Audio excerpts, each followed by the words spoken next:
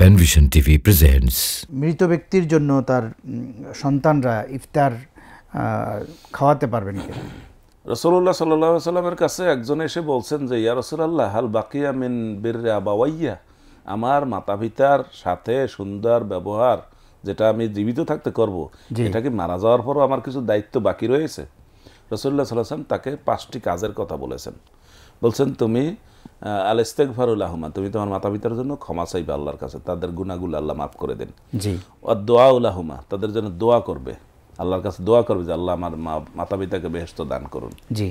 3 নম্বর কাজ হচ্ছে তাদের ঋণ পরিশোধ করবেন। 4 নম্বর কাজ হচ্ছে তাদের আত্মীয় স্বজন যারা রয়েছে তাদের সাথে সুসম্পর্ক রাখবেন। বিশেষ করে পিতার আত্মীয় বলতে এখানে হাদিসের ব্যাখ্যায় এসেছে যে পিতার বোন, পিতার মেয়ে অর্থাৎ নিজের বোন, এদের খোঁজখবর রাখা। পিতার মৃত্যুর পর কিন্তু এদের বেশি একটা খোঁজখবর রাখা হয় না।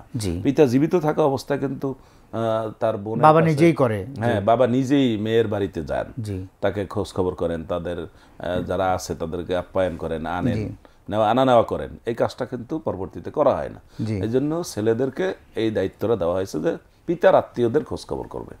আরেকটা হলো তার বন্ধু বান্ধবদের খোঁজখবর করবে। বাবার বন্ধু, মা বাবা দুজনের। জি, বাবার বন্ধু আর মায়ের বান্ধবী এদের খোঁজখবর রাখতে হবে। কারণ একটা লোক আমার পিতার আত্মীয় ছিল না, কিন্তু আমার পিতার সাথে খুব ভালো সম্পর্ক ছিল, সে আমাদের বাড়িতে আসতো, আমার পিতা তাকে আপ্যায়ন করতো, তাকে হাদিয়া দিত।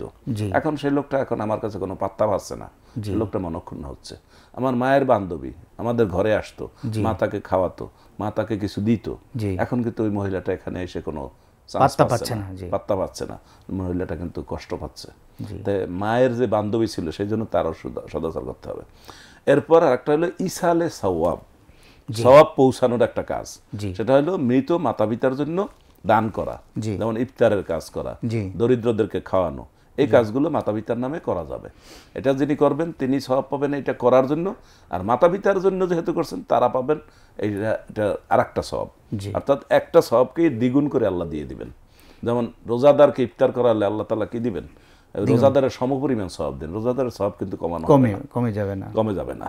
এজন্য মাতা পিতার নামে দান সদকা করা যাবে, ইফতার করানো যাবে, কল্যাণমূলক যে কোনো সদকা জারিয়ার কাজ সন্তানরা করবে, এটা তাদের দায়িত্ব।